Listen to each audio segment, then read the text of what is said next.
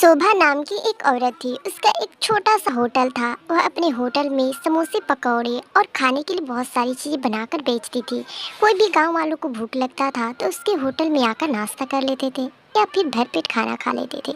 सुबह बहुत ही स्वादिष्ट खाना बनाती थी, इसलिए जो कोई भी उसके होटल में खाने के लिए आता था वह खाने के बाद उसकी बहुत ज़्यादा तारीफ़ करता था।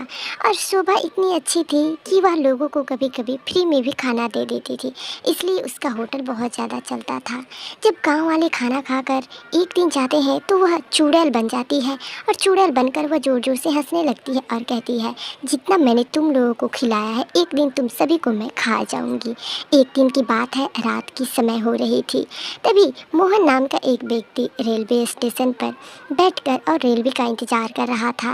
तभी वो बहुत ज़्यादा थक जाता है और वह सोचता है कि अब मैं घर चलता हूँ, और वह अपने घर के लिए निकल पड़ता है।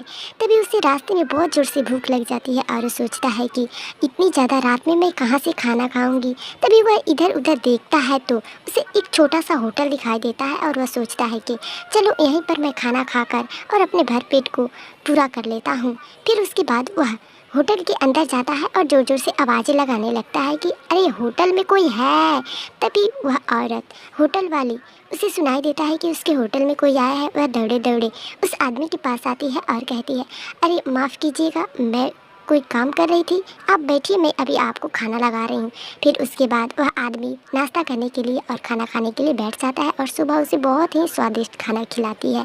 उसके बाद वह आदमी खाना जब खा लेता है तब सुबह से कहता है, अरे मैं तो बहुत दूर का आदमी हूँ और बहुत ज़्यादा रात हो गया है, अब मैं तो घर जा नहीं सकता हूँ, तो क्या आज मैं इस होटल में रुक सकता हूँ।